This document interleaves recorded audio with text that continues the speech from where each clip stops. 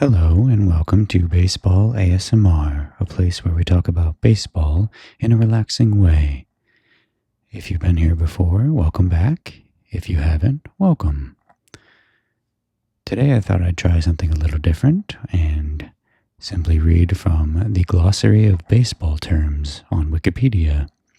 There are so many different ideas and terms in different parts of baseball that there's an entire glossary on Wikipedia, and I figured reading it in a very relaxing way might help you sleep if you need it.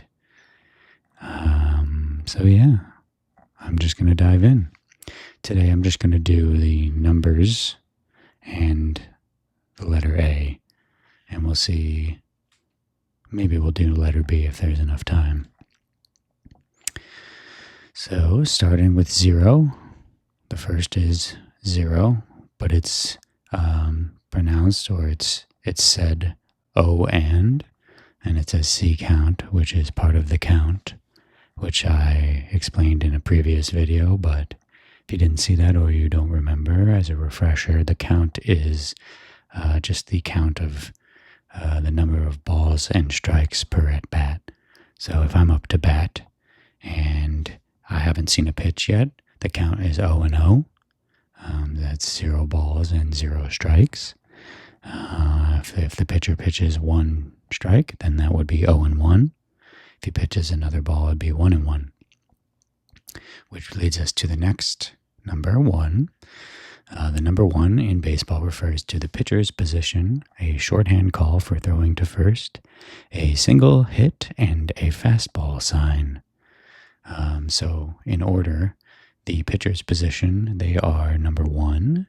I think I explained earlier, but if you don't remember, baseball is scored a certain way on a scorecard, in the old way.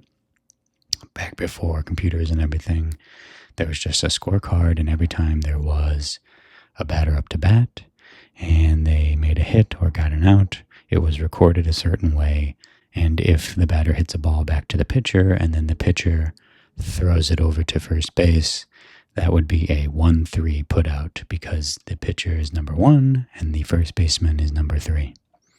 And if he pops out to the pitcher, that would just be a 1 put out or a 1 fly out. I don't know. I don't do scoring, but they're number 1 for scorekeeping. And then the shorthand call for throwing to first. If you're playing baseball, it's very helpful if your teammates tell you where to go. I guess when you're growing up, I didn't play baseball growing up, but if there's an infield hit and you don't know where to put it, where to throw, where to go, which base to go to, if you hear people shouting 1, 1, 1, that means throw to first. And obviously 2 would be second, 3 would be third base, and I believe 4 is home. Or maybe they just say home, but we'll see when we get down further. And then a single hit, I guess, would be called a 1. It's a 1-bagger, because you only get to touch 1 base or 1 bag. A 2-bagger would be a double. 3-bagger is a triple. Nobody really calls a home run a 4-bagger. And a fastball sign is also the number 1, because for the longest time, up until a few years ago, the catcher would relay what pitch he wanted the pitcher to throw by putting fingers down. So the catcher's down in a squat, and then he would put down a finger and then point it to one side or the other. So if you put down a 1, that would be fastball, and then either inside or outside. And then the pitcher can either nod and agree and throw that pitch, or shake off, say no, and then the catcher would try something else.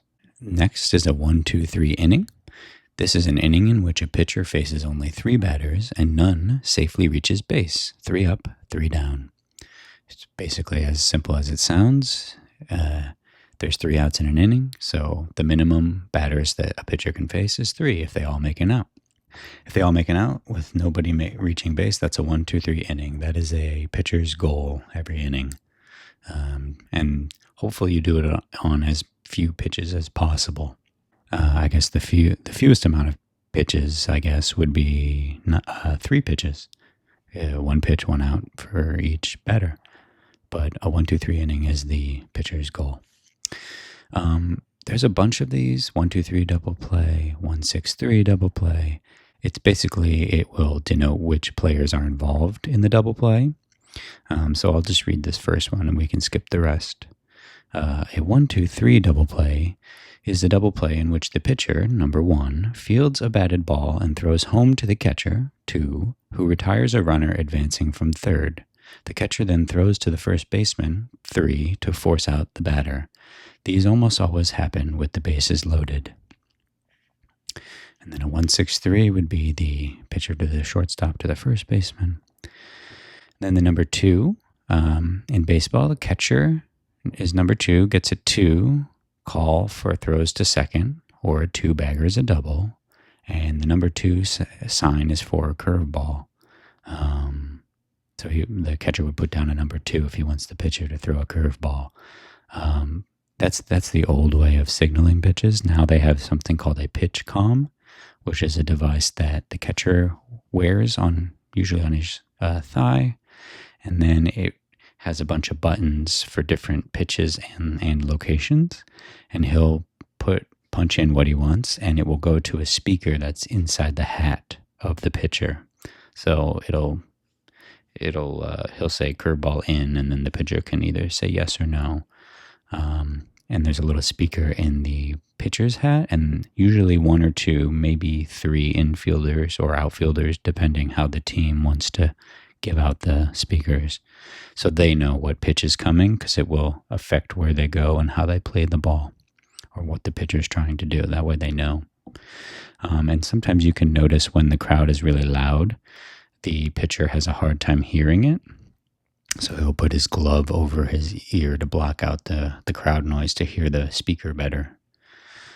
One more thing about the pitch comm is that some pitchers actually call their own games. It's not super common, because the catcher is sort of like the quarterback. He calls the pitches for most pitchers, but some pitchers prefer to call their own. So then you would reverse the equipment, and the pitcher has the pitch comm and the catcher would have a speaker. Or maybe they both do and they can both call it. I don't know. Either way, that's the number 2. 2-2-2 is 2 balls, 2 strikes, 2 outs. Deuce is wild. Never heard of that, so it's not super common in all my years of watching baseball. The 20-80 scale. MLB scouts use a 20-80 scale to grade players. 50 is average, MLB level, with 20 being very low and 80 elite. It applies to overall ability and specific skills like hitting or pitching speed. And then they grade you on 5 tools. Well, I guess nowadays they probably grade you on a lot more, but back in the day, for a position player, they would grade you on 5 tools. Let's see if I can remember them off the top of my head. There's hitting for average, hitting for power, defense, your throwing ability, and then your base running ability. And if you have all 5 of those at a good level, you were said to be a 5-tool player. At any one time in the game, there's maybe 1 or 2 or 3 5-tool players. It's very uncommon. That might come up when we get down to the number 5. We'll see. Next is 3. The first baseman, number 3, receives throws with shouts of 3, nabs runners attempting triples, 3 baggers, and the number 3 might signal a slider from the pitcher. I don't think that's correct, because the first baseman, shouts of 1 would go to first base. I think that's wrong. Anyway, the first baseman's number 3, and then triples, of course, are 3 baggers, and number 3 might be a slider in the old pitch calling system, but it depends on the pitcher. If he doesn't throw a slider, then number 3 would be something else. Here are some more double play combinations that we're not going to read. And then the number 4 is the second baseman in scorekeeping shorthand. A shout of 4 indicates the ball should be thrown to home plate. A 4-bagger is a home run, and in the context of pitching, the number 4 is a common sign and nickname for changeup. I've never heard 4 being a nickname for changeup. A lot of people call it cambio because that's Spanish for change, and there's a lot of Spanish players who play baseball. Yeah. But yeah, so 4 does mean that the ball should be thrown to home plate, so that earlier one was wrong. 3 is third base, where you should go if you're fielding a ball. But I don't think many plays end with plays at third base. It's usually first or second. And then here's another double play. This is probably one of the most common. So 4-6-3 would be a ball hit to the second baseman who throws to the shortstop, number 6, and then they force out a runner at second, and then they throw to first to force out the batter. So that would be 4-6-3, second baseman to shortstop to first, and then the other most common one would be 6-4-3, just reversed in the middle of the infield. And most double plays end with the first baseman getting the batter out. 45-foot line. The 45-foot line in baseball marks the area a batter runner must stay in to avoid being called out for interfering when running to first base. So that is the line between first and home plate. It's not the fair foul line, but it's next to it in the grass, I believe. It's to... you're not allowed to go wide to avoid the tag or anything, but you can go a little bit out to avoid a collision with the first baseman who will be fielding a throw usually and not watching the runner. So it's sort of on the runner not to hit the defender. But this was solved in softball by putting 2 bases at first base. And so the first baseman is on the inner one, and then the outer one towards the fans is the one for the runner. And that way they reduce collisions that way. Baseball might eventually move to that. I feel like the only reason they haven't is because women did it first, and they don't want to copy the girls. But it does reduce injuries, and it's kind of a no-brainer. So I think they will end up doing that. 45-degree line, an informal term referring to a hypothetical line drawn at a 45-degree angle from the front plane of the rubber to the first base line. It can be used as a reference point to determine whether a left-handed pitcher legally stepped at first base while attempting a pickoff. A pitcher is required to step to the base to which he is throwing. Failing to do so is a balk. Never heard of this one, but it makes sense. There have to be rules in place to prevent balks, although a balk and check swings are up to the umpire, really. So there's no really hard and fast rules on those, but a balk is when a pitcher does not go home or to a base and steps off the rubber after he has already started his pitching motion, and you can't do it because it illegally deceives the batter and screws up their timing, and they get a free base. Everyone on base gets to go up 1, but the batter doesn't go to first. 4 wide ones is next. That's 4 consecutive pitches deliberately wide of the zone. Preacher Rowe summarized this strategy to Stan Musial as, quote, "I throw him 4 wide ones and try to pick him off at first." So that's basically a nickname for a pitch out, which is in my pitching types of pitches video. I explain what a pitch out is, but it's when you, instead of throwing a competitive pitch, you throw basically just a fastball out of the zone where the catcher can catch it, and then throw to a base to try to get a runner out. Either they're trying to steal and you're getting ahead of them, or they might be trying to steal but they don't go, and then you throw behind them on the base where they're supposed to be safe at, and then you try to tag them out that way. So I guess 4 wide ones would be throwing 4 in a row, but I don't really know that one. 5 is the third baseman in scorekeeping shorthand. And the 5-hole, which comes from hockey, I see here, is the space between a player's legs, the catcher's in particular. It's from the hockey term for how a puck is advanced past the goalie through the 5-hole. If you ever watch hockey highlights, they commonly referred to the 5-hole, where goals are scored that way. Next is the 5.6 hole, the space between the third baseman and shortstop, made famous by perennial batting champion Tony Gwynn of the San Diego Padres as his description of where he liked to hit the baseball. I have never heard of this before, but it makes sense, and Tony Gwynn was a hell of a hitter. Another couple double plays, triple play, that's not really that important. 5-tool player, like I said before, a position player, a non-pitcher like Willie Mays, Andre Dawson, Duke Snider, Vladimir Guerrero, and Ken Griffey Jr., who excels at 1. Hitting for average, 2. Hitting for power, 3. Base running, 4. Throwing, and 5. Fielding. So those are the 5 basic tools for a position player. Most players have 1 or 2, maybe 3. If you have 3, you're basically like an all-star most seasons. And if you have 4 or 5, you're an MVP. You're one of the best in the league. Like I said, there's usually only 1 or 2 5-tool players in the league at a time. Like right now, Shohei Ohtani can do all these. He's also a pitcher, which is what makes him so special. 6, the shortstop and scorekeeping shorthand. Then next is 6-4-3 double play. Like I said, that's one of the most common, along with the 4-6-3. 7 is the left fielder and scorekeeping shorthand. 7-2, 8-2, or 9-2 double play. This is a fly ball caught by an outfielder, where a runner tries to tag up and score from third but is tagged out by the catcher. That's pretty exciting to watch.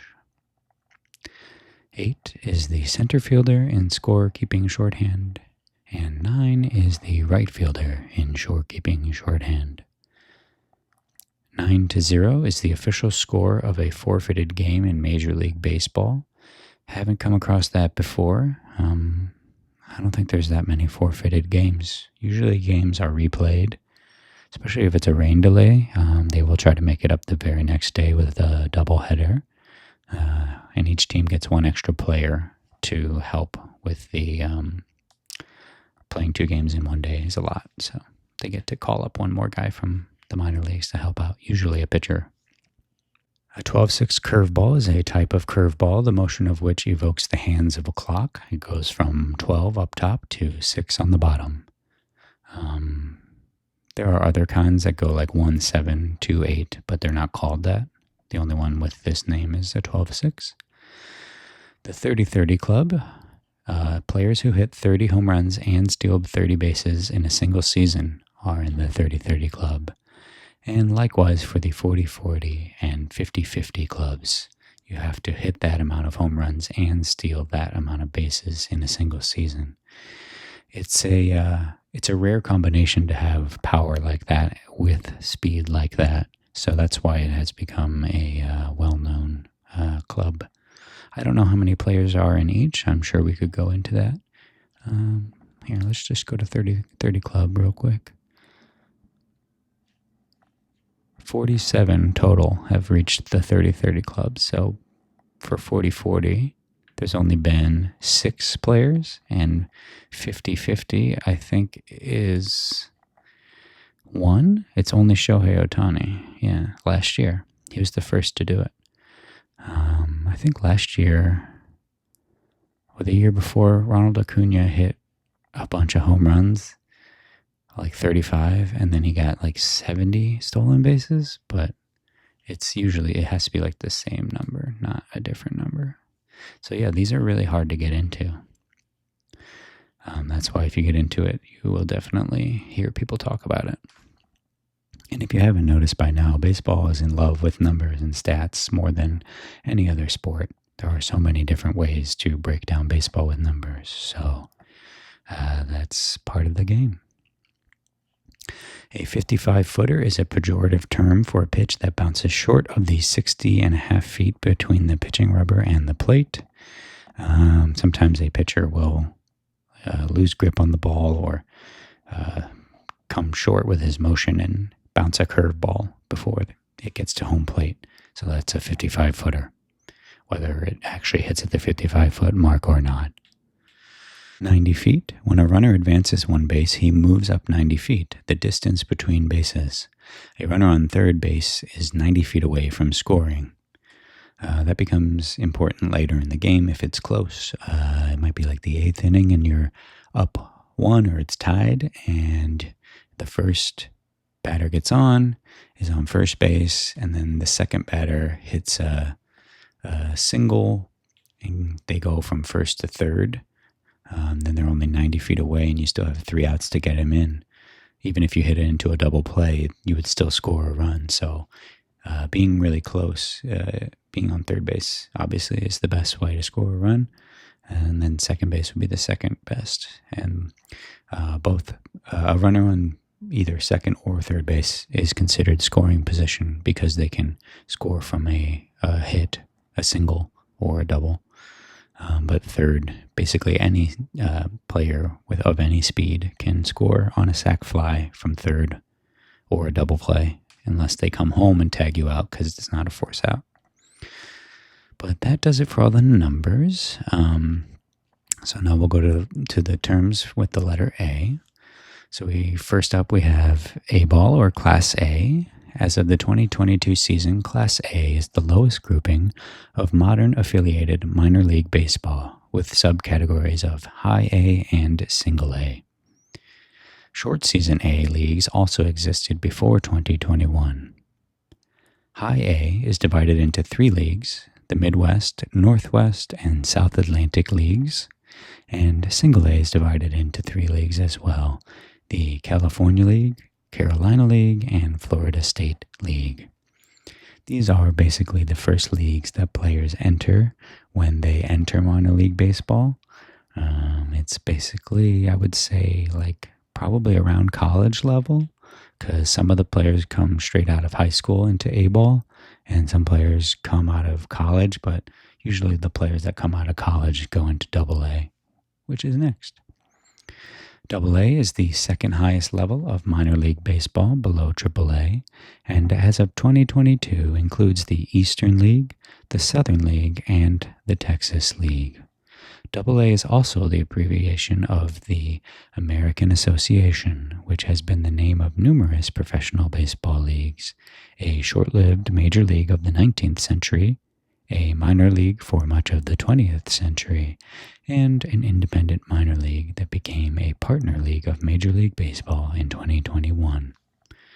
Double A is also considered the minor league in which the most growth happens for most players. It's the toughest league for developing players because that's where pitchers are that are learning things, that have a lot of talent but aren't quite ready. And then AAA is the next one up here.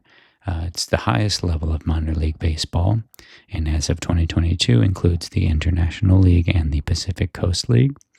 And while it's the highest level, usually it's kind of used as like an expanded roster for the Major League club. So the Major League roster can only have 26 players.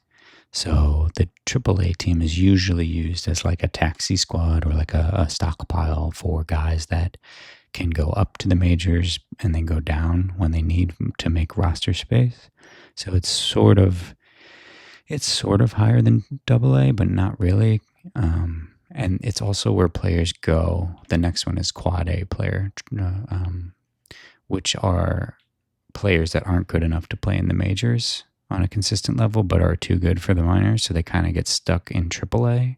So AAA is sort of like a weird in-between league. And AA is where the real growth for young players happens. But a Quad A player or 4A player is a term for a minor league player who is consistently successful in the high minor leagues, but cannot translate that into success at the major league level.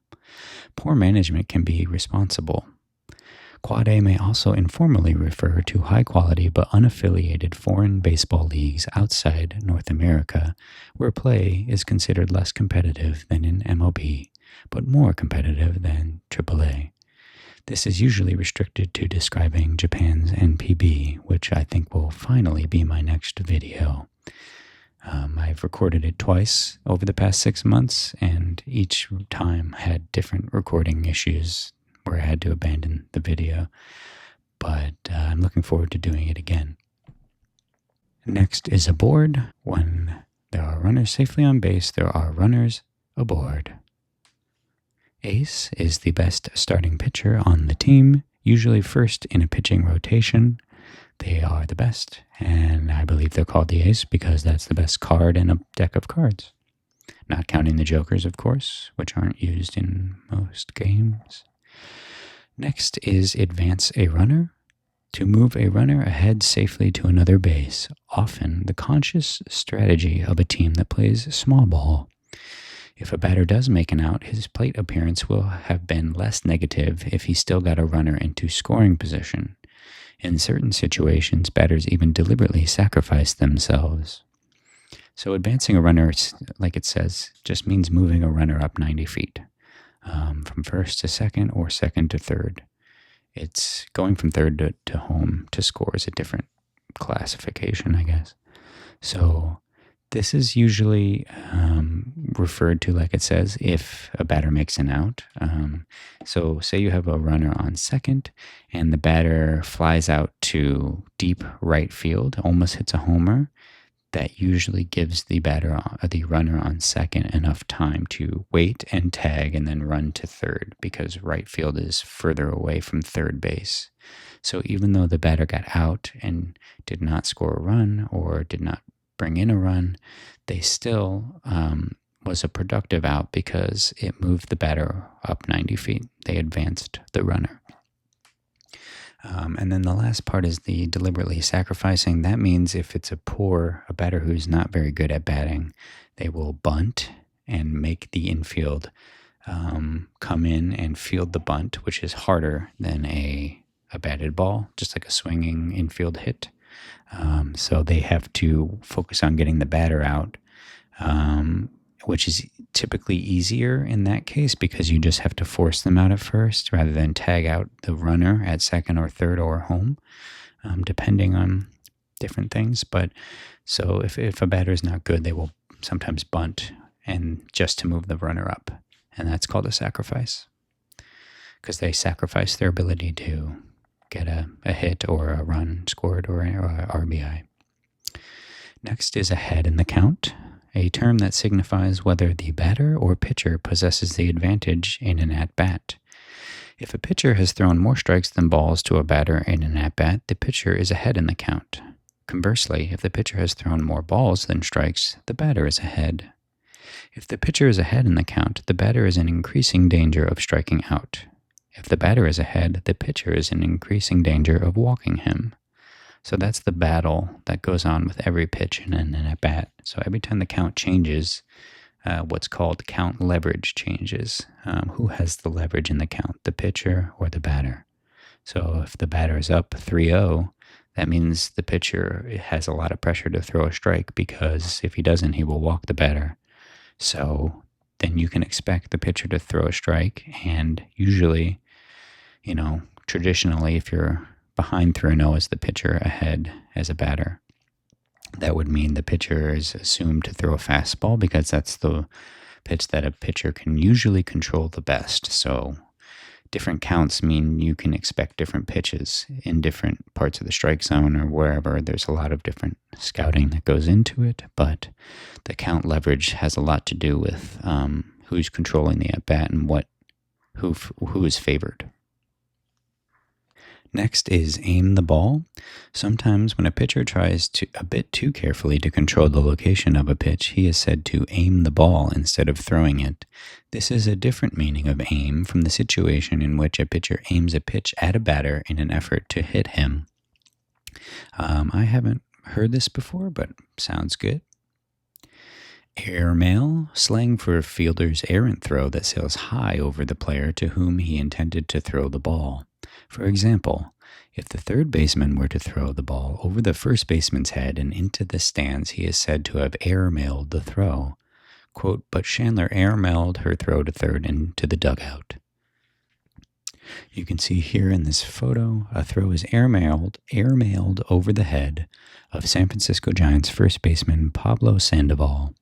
This happens if your fielder's not very good at throwing, or if it's a tough play, if they have to come in to field a bunt, or if the batter is very fast and the defense knows that. Sometimes they try to throw or set their feet too quickly and aren't in the proper position. So it's called airmailing it. I remember also using that term in soccer as a kid for if the goalie or the defense just needed to clear the ball out of our goal area. What's it called? The PK box. And you just kick it with no intent to get it to one of your players. You just airmail it just to get it out of there. Alabaster Blast. Coined by Pittsburgh Pirates announcer Bob Prince, a Baltimore chop would bounce higher than normal due to the extraordinarily hard dirt at Forbes Field. Okay, I don't know what any of that means, but it sounds good. Alley, also gap or power alley, the space between the left fielder and the center fielder, or the right fielder and the center fielder.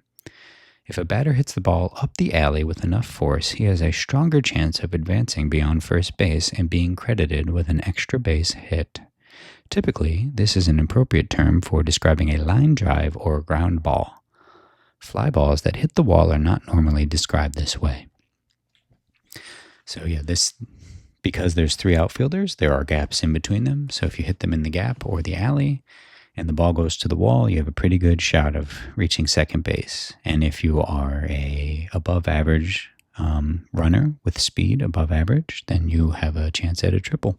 It also depends on the ballpark and how deep the alleys are, how deep the walls are in the alley, or if there are weird angles like in Fenway. Sometimes the ball bounces around weirdly and you can get an extra base. Next is ambush, swinging at and especially hitting the first pitch. So a lot of hitters don't swing at the first pitch automatically because they want to see the pitcher's pitches that day. You might have faced the pitcher before, but every day is a little different.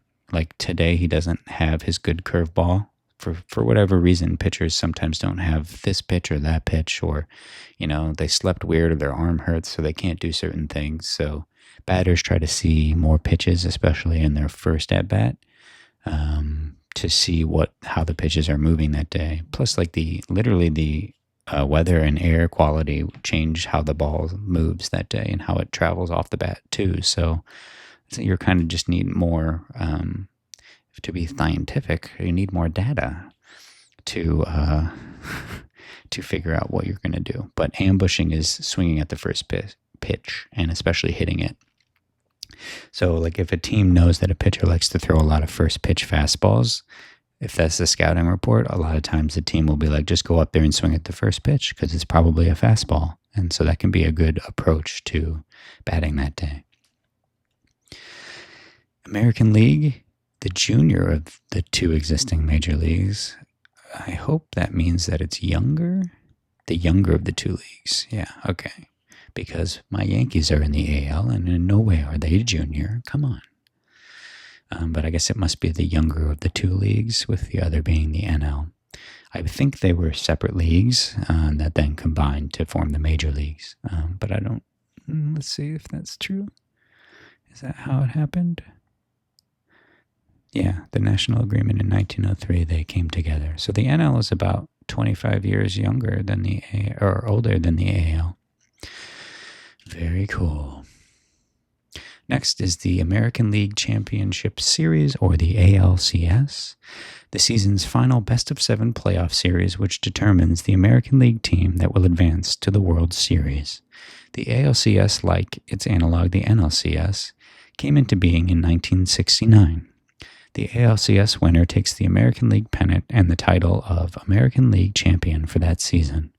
The winners of the American League Division Series have met in the ALCS since 1995. So I guess before 69, it was whatever team had the best record in the AL faced the best team with the best record in the NL in the World Series, so there were no playoffs.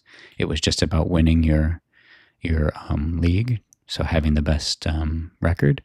And then I guess in 69 they added another round of the playoffs. So it would be 4 teams in each league would play in the ALD, or no, maybe it was 2 teams would play, and then the winner of that would go to the ALS. No, so you would have 4 teams, 2 teams playing in one matchup, and then 2 teams playing in another matchup in the ALDS, and then the same in the NL, and then the winners of those would play in the CS, and then the winners of those play in the World Series.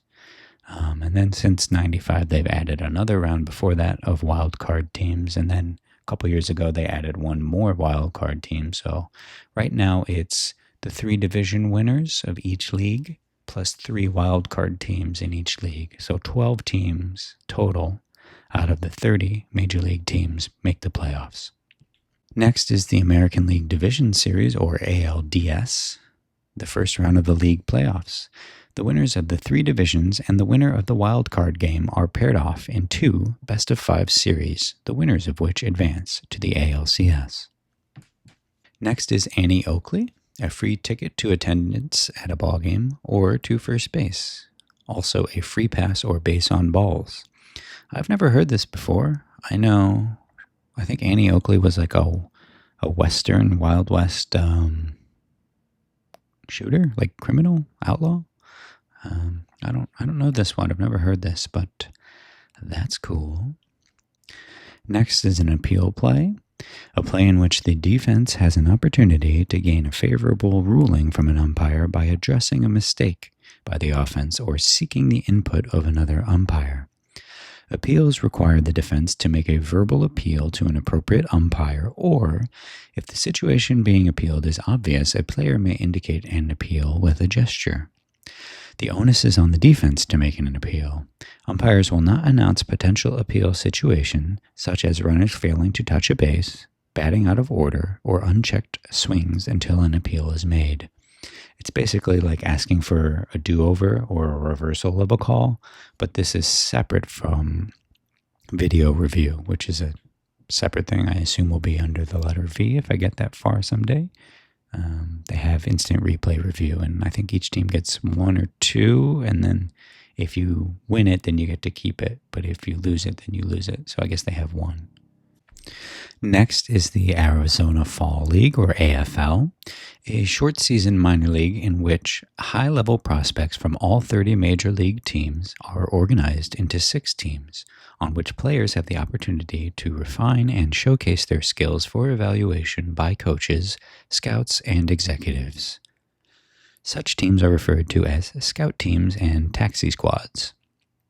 I don't really understand taxi squads in this context, because to me that usually means that the AAA team for a major league team that is used as, like I said, extra roster space, and it's called a taxi squad because the players take a taxi to get to the major league stadium when they're called up.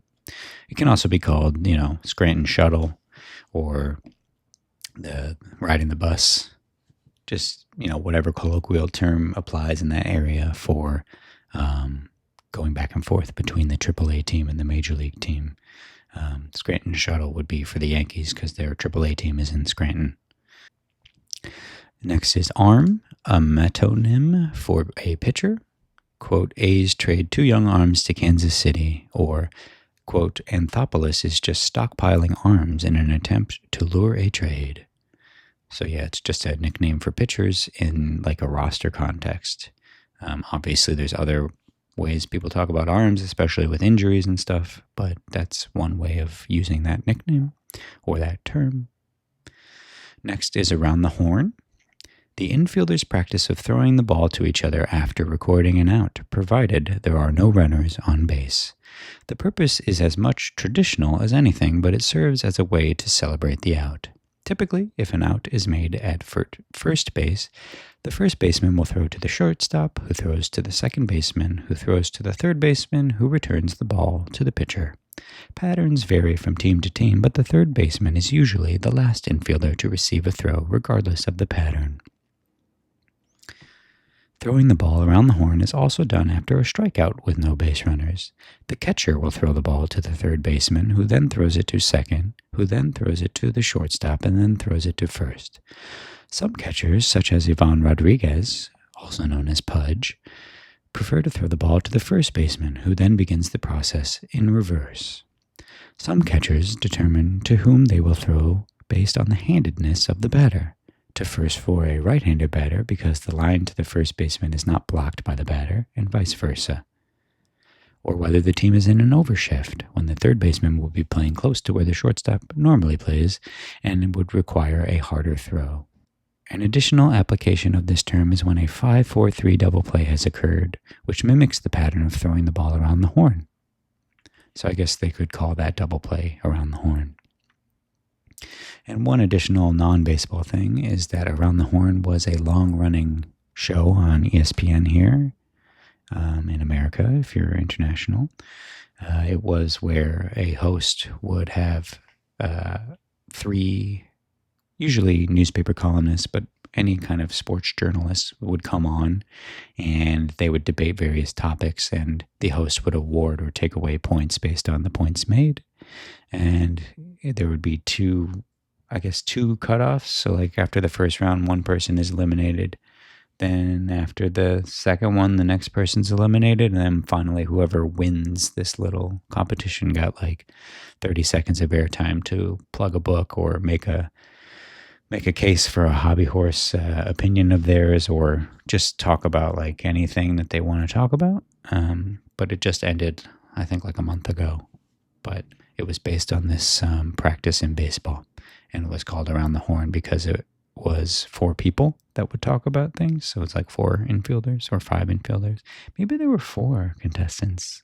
That would make more sense. I don't remember. Anyways, it was a good show that came on before PTI. Next is arsonist and ineffective relief pitcher, usually a pitcher who comes into the game with no one on base but proceeds to give up several runs. This is the opposite of a fireman. So this is someone who comes in and torches your chances of winning the game. So they're called an arsonist.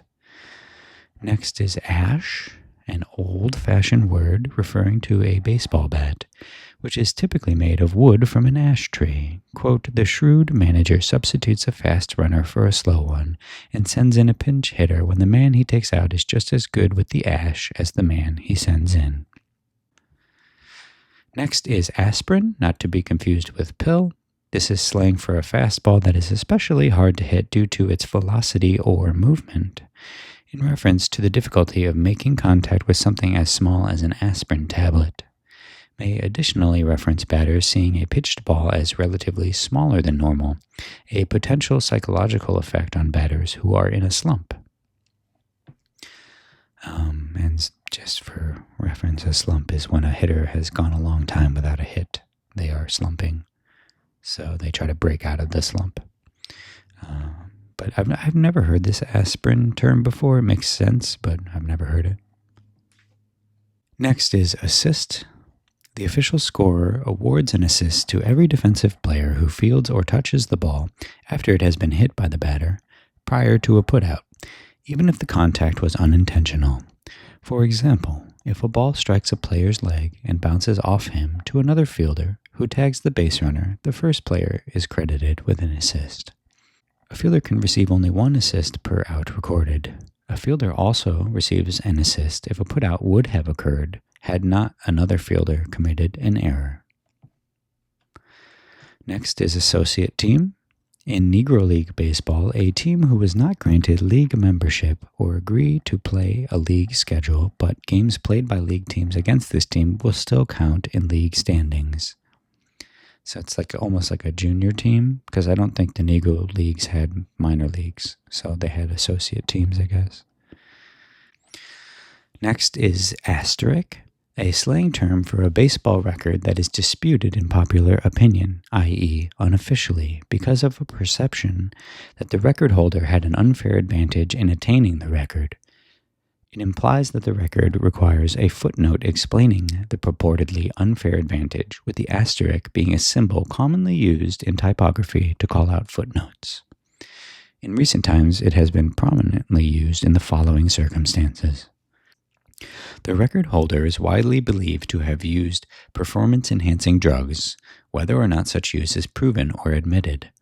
Barry Bonds was regularly greeted with banners and signs bearing an asterisk during the 2007 season when he broke Hank Aaron's career home run record. The ball Bonds hit for the record-breaking home run was subsequently branded with an asterisk before it was sent to the Baseball Hall of Fame. And performance-enhancing drugs in this case usually means steroids, which means you can grow more muscle, more fat more quickly, and illegally in baseball. A holder of a single-season record accomplished the feat in a longer season and thus had additional opportunities to break the record. A well-known example of this was when Roger Maris broke Babe Ruth's single-season home run record on the day of a 162-game regular season in 1961, while Ruth set the previous record in a 154-game season in 1927. The asterisk usage is exemplified in the title of the film 61, which was about Maris's quest to break Ruth's record. Baseball Commissioner Ford Frick declared that Maris's record should be listed separately from Ruth's. Contrary to popular belief, no asterisk was mentioned or used in this case, a decision not formally reversed until 1991.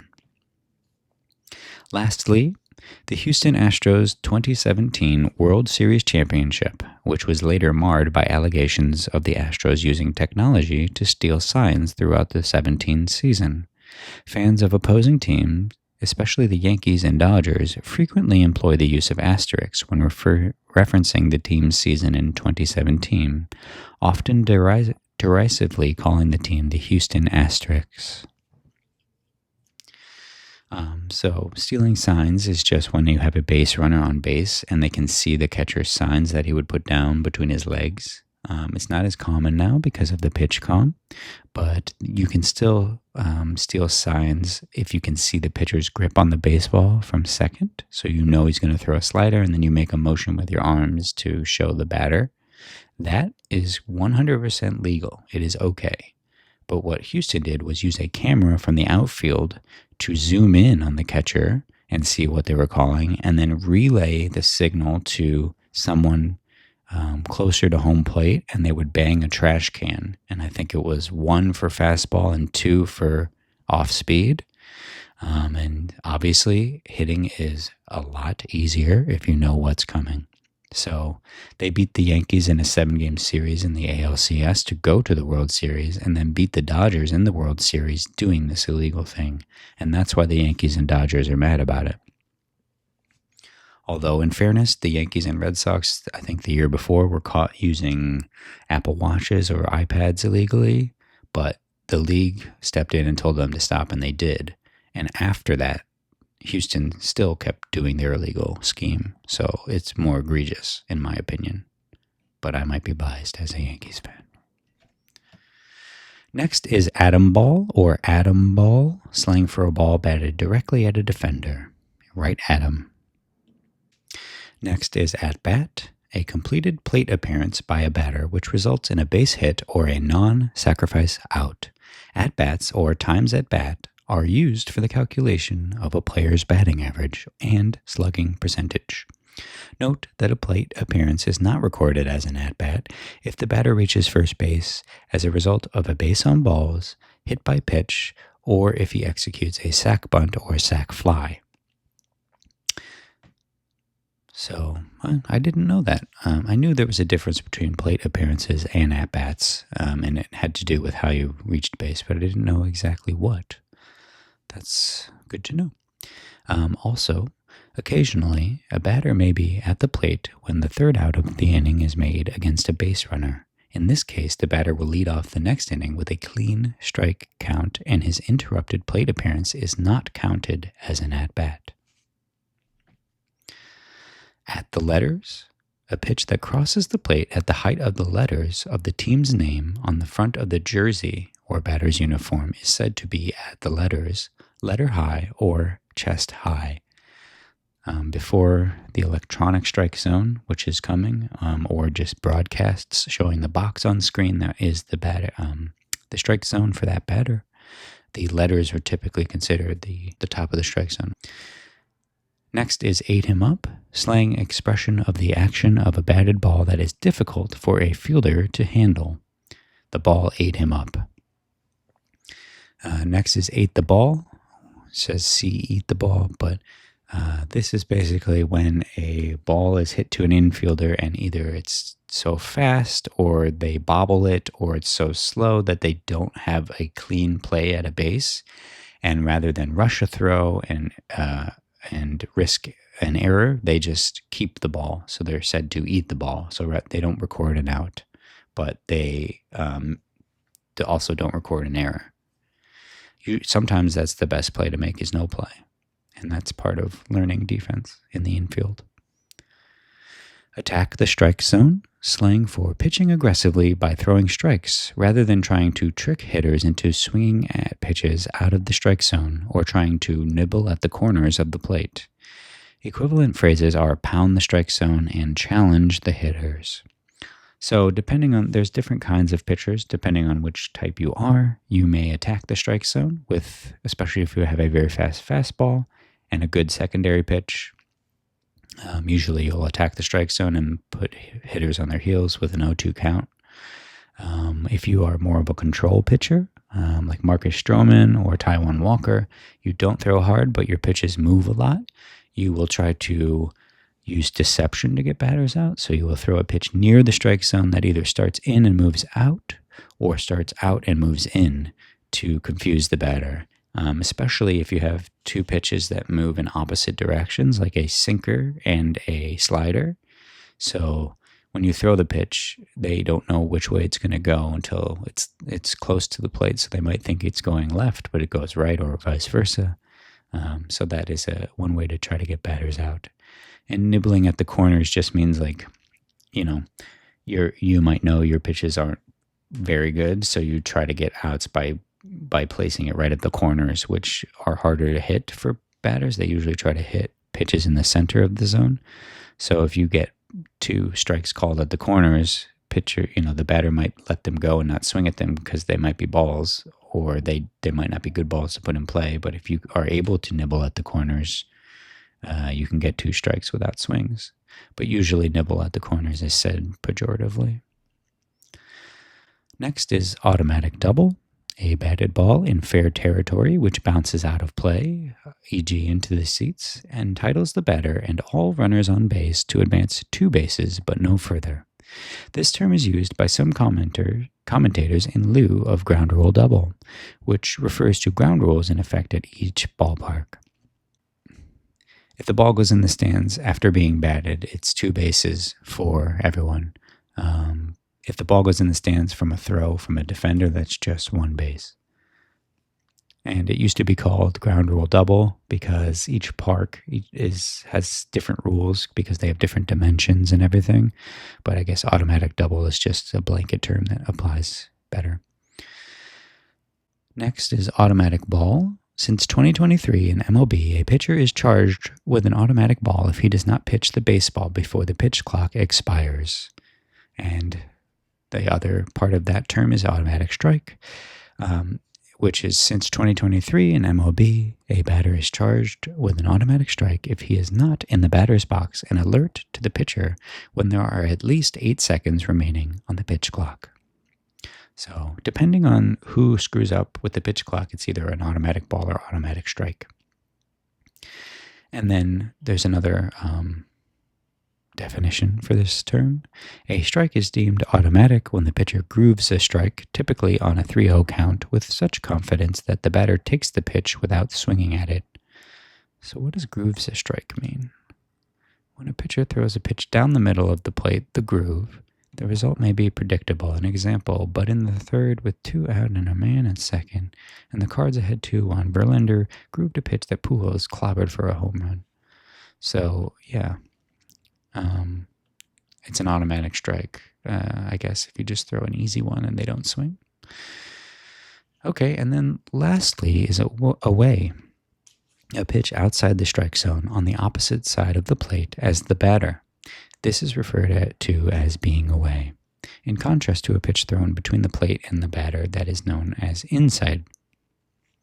It's also slang for outs. For example, a 2-out inning may be said to be 2 away. A strikeout may be referred to as putting away the batter. Games played at an opponent's field are away games. The visiting team is sometimes called the away team. And that does it for all the glossary terms, starting with A and numbers. I think I'll end it here for today. Let me know if you learned one of these today. Let me know which one it was, or if you have something to add, or which one was your favorite. Just comment below. And, all the usual stuff, like and subscribe for more relaxing baseball content. And I will see you in the next video. Thank you for stopping by.